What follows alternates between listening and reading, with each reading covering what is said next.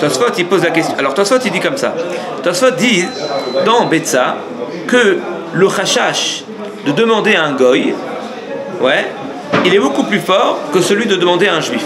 Ça c'est le Rashba qui nous dit ça, mais fourrage, parce que et je vais jamais demander à un juif de faire une melacha, évidemment.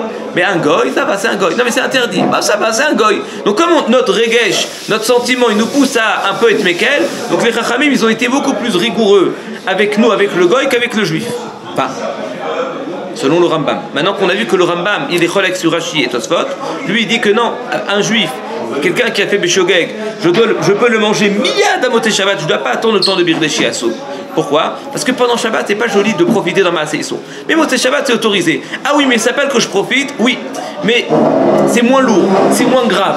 Pourquoi c'est moins grave? D'accord, quand c'est fait par un juif? Parce que le rachat, c'est-à-dire que la crainte qu'il le refasse la semaine prochaine, il est beaucoup plus loin qu'un juif il fasse Bémézid. C'est loin, c'est très loin. Comme c'est loin, donc on va être un peu plus coulant les Rachmé Israël.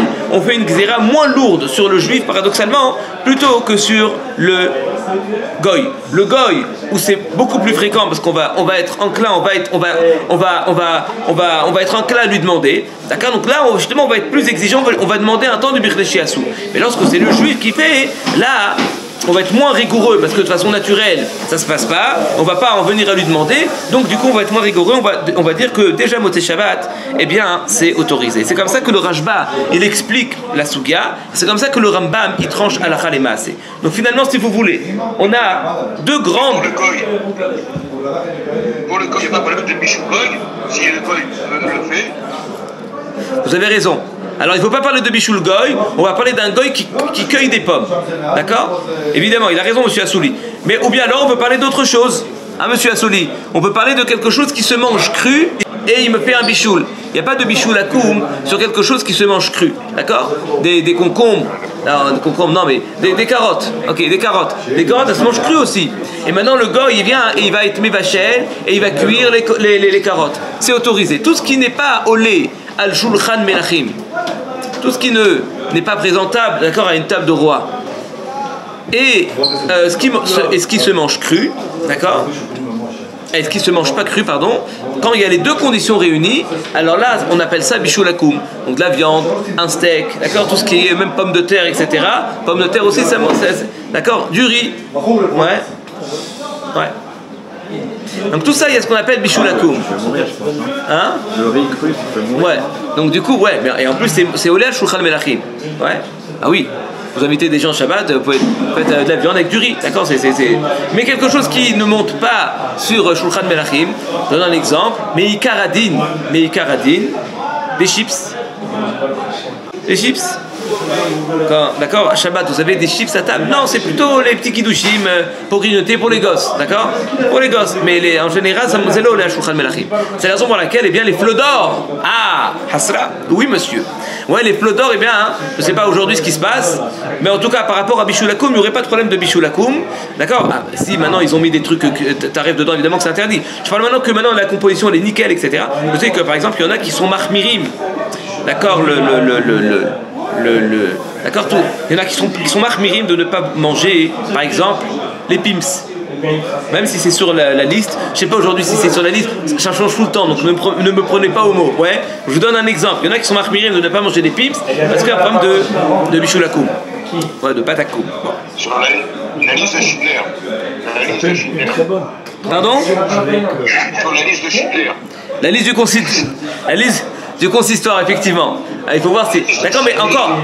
J'ai entendu monsieur Entourage, monsieur Assouli.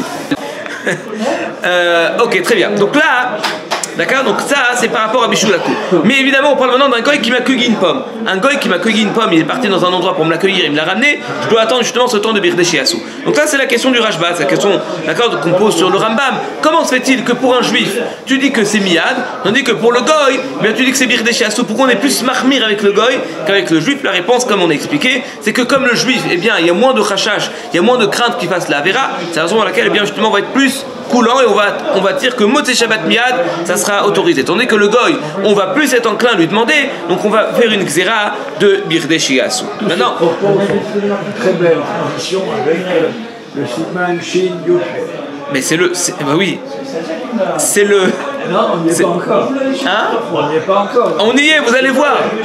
Regardez, Siman, on commence le Shulchan Aruch maintenant. Donc là, est-ce que c'est clair pour l'instant?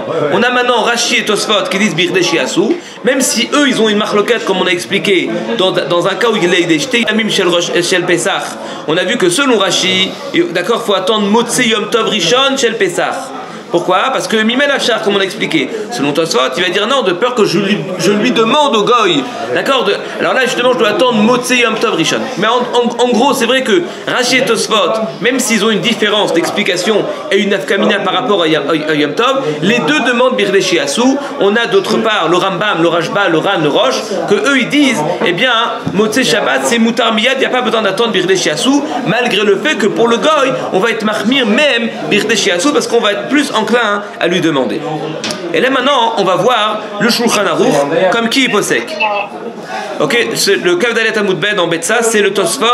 Bon, la Souga elle est assez en bas. C'est d'accord, Tanoura Banan, ou je ne me rappelle pas comment c'est écrit là-bas. Goy Amevi Doron le Israël. Ça c'est la Gemara. Et le Tosfot il parle sur cette Gemara. Et là il amène Rashi qui dit que normalement Motzei Yom Tov Rishon ça serait autorisé. Il ramène Rabbeinu Gershom et plein et le Ria Levi encore plein d'autres balais à Tosfot qui sont Cholkim qui disent que c'est interdit. Même Motzei Yom Tov Sheni, etc. Parce qu'on a peur de lui demander au goy, etc., etc. Et selon ce Tosfot, moi je me suis appuyé sur ce Tosfot pour expliquer la vision du Rambam. Et là on va commencer le Shulchan Aruch. Maintenant que Baruch Hashem on a fini toute la Souga, on commence maintenant le Shulchan Aruch. Normalement, on n'a pas le droit d'en profiter. C'est-à-dire que, maintenant, de nous demander de sortir de la maison, je pense qu'on peut... d'accord, je pense que c'est équivalent à l'histoire du goy. Que le goy, s'il a allumé pour nous une lumière, alors j'ai pas le droit d'en profiter, mais on va pas me demander de sortir de la maison. Mais par exemple, prendre un bouquin et commencer à lire à l'extrait alors que j'aurais pas pu lire, ça c'est interdit. De sortir de la maison, on va pas nous demander. Mais commencer à faire des choses qu'on n'aurait pas pu faire, là c'est interdit. D'accord? Faire une petite partie de, je sais pas moi, d'échecs ou de je sais pas quoi. Ou même étudier, hein, ça change pas, étudier. En tout cas, profiter de la lumière pour faire quelque chose, là c'est strictement interdit. Maintenant, de nous demander de sortir de la maison, là c'est pas nécessaire. Même manger le repas qui était sur la plata. Ah oui, ça on l'a déjà dit, monsieur Ventura, effectivement. Que manger le plat sur la plata, j'ai pas le droit de le manger, effectivement. Maintenant, il y a une question qui s'est posée il y a quelques semaines. Hein? Ça change pas. Ça change pas. J'ai vu une fois tout un idone. Est-ce qu'on dit que mitzvot, lave les notes nitnou, donc ça s'appelle pas que je profite, etc. etc. Bon, quand tu manges ton repas, quand tu l'extras, ça s'appelle quand même que tu profites. Même si, par rapport à ça, en tout cas, c'est les poskim, ils sont marmirim. Je vous raconte ce qui s'est passé il y a quelques semaines dans un hôtel. On m'a posé la question, enfin, on n'attendait pas une réponse de moi, c'est un copain qui m'a posé la question, qui a entendu. Et il m'a posé la question, qu'est-ce que tu penses? Il y a, dans un hôtel, il y avait 2 grandes platas. Donc, 2 platas. Et il y a un bonhomme là-bas qui bosse, d'accord? Et l'ada finale était encore complètement crue, parce que si elle est mévouchelette, ça s'appelle chazara. J'ai le droit de prendre et de remettre. D'accord? Parce qu'après, chez nous traite, on fera peut-être Reshun Gimel, Reshun Adel, on parle de Shigeh et de Chazara. Donc j'ai le droit de prendre. Je vous donne un exemple. J'ai maintenant la casserole qui est complètement cuite, 100%.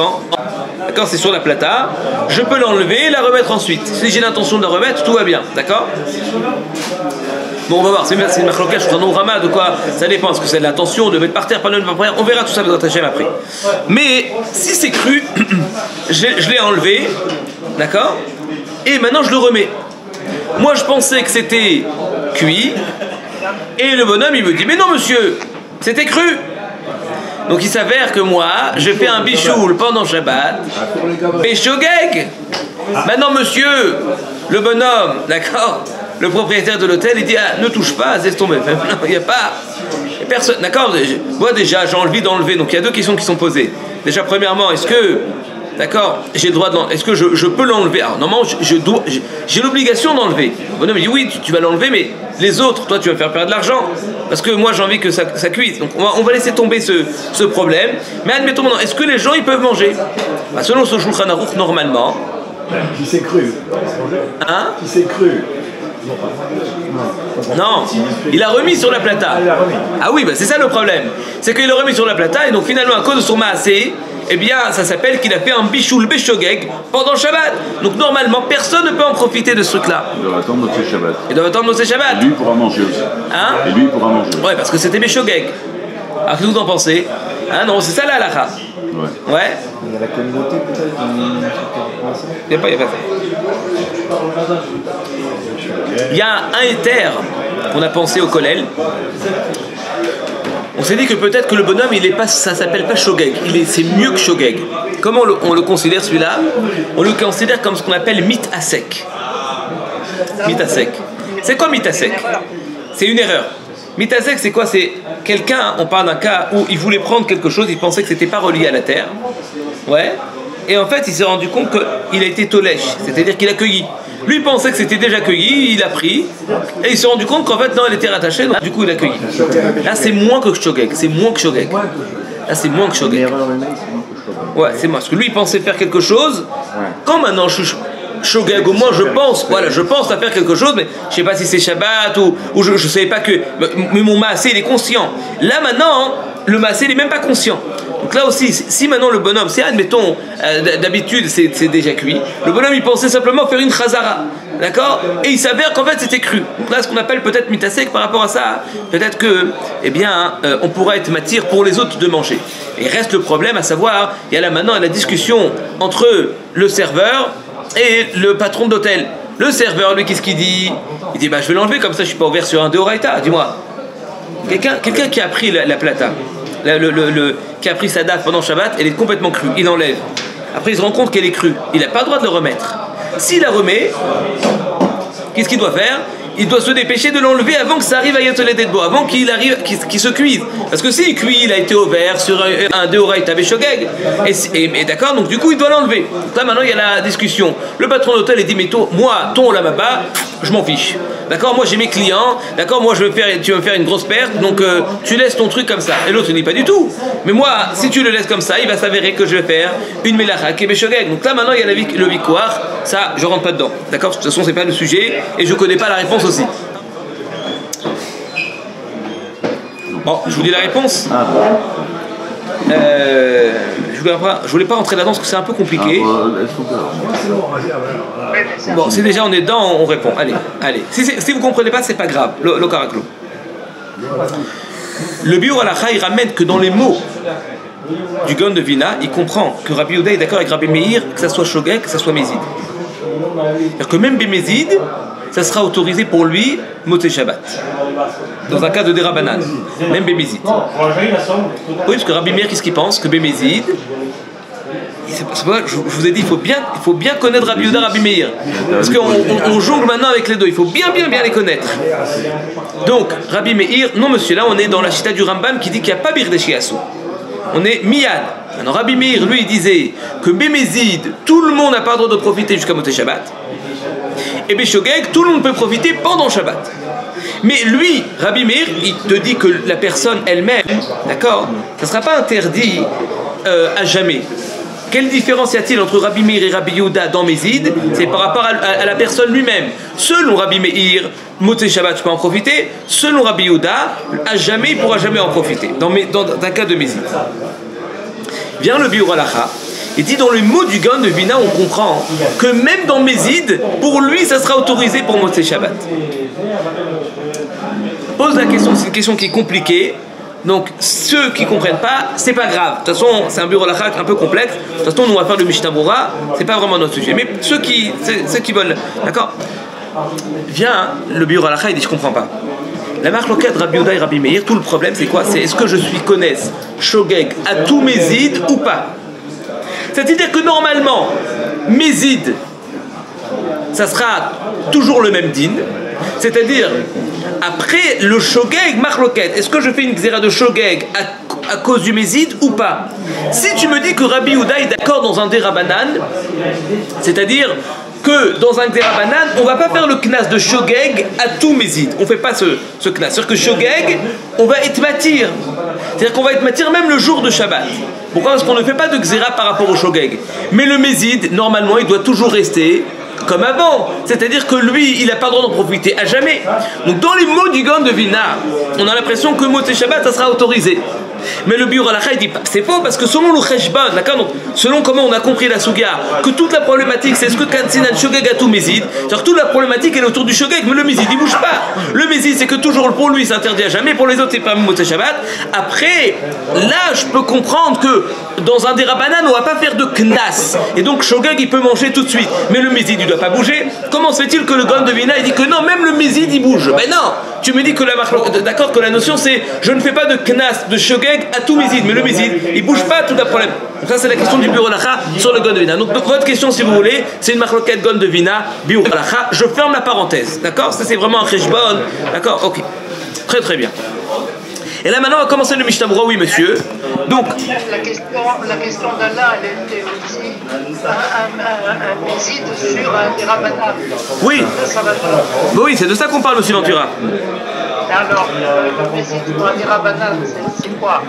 Alors, Mézid dans un Derabanan, selon le Gaon de Vilna, je peux en profiter tout de suite après tout le monde, même la personne, tandis que le Biur Halacha, il dit je comprends pas, normalement, le Mézid, d'accord, il doit pas bouger, comme il bouge pas, donc même pour lui, ça sera interdit à jamais. Tov. Bah oui, parce que Deoraita ou Derabanan, d'accord, le Mézid exactement il est au même point. Et dans un Derabanan, là on dit comme ça, dans un Deoraita on fait un knas de shogeg à tout Mézid, et dans un Derabanan on fait pas de knas shogeg à tout Mézid, mais le Mézid à la base il doit rester au même point. Donc ça le Biur Halacha, donc c'est la raison pour laquelle normalement même dans un cas de Derabanan, même pour lui ça sera interdit à jamais. Là d'accord, je ferme la parenthèse et là on commence le Mishnah Berurah. Et Bezrat Hashem on va passer, bon non il est déjà 10h07, allez. Bon, on va le faire demain parce que ce Mishnah Berurah il est très important. C'est une sorte de petite introduction sur tout ce qui est Ilchot Bishul. C'est quoi Bishul, messieurs? En fait, on va parler maintenant pendant pas mal de temps de Ilchot Bishul. Ouais, c'est quoi Bishul? Non, c'est que Bishul, c'est d'Afka dans un Kli Rishon, Kli Sheni Eno Bevachel. D'accord, il y a plein de. Mais c'est quoi le Bishul, monsieur? C'est quoi simplement? Un Bishul Achar Bishul Bedavar Yavesh, etc. On va voir tout ça, Bezrat Hashem. Mais c'est quoi le Bishul? Alors, on va voir, il y a un Rambam, il ramène un Rambam, d'accord, qui dit que Bishul, est-ce que dans quelque chose qui n'est pas un aliment, il y a Bishul? Je prends maintenant, je sais pas moi, je prends maintenant un cos en plastique et je le fais fondre, d'accord, avec le. D'accord, est-ce qu'il y a un problème de Bishul, oui ou non? Alors, normalement, oui, on va voir. Mais peut-être que c'est mes calculs. Là, maintenant, je suis en train de détruire. Moi, mon intérêt, c'est qu'il reste encore bien dur le verre en plastique. On verra ça demain, Bezrat Hashem. Chazak ou Baruch.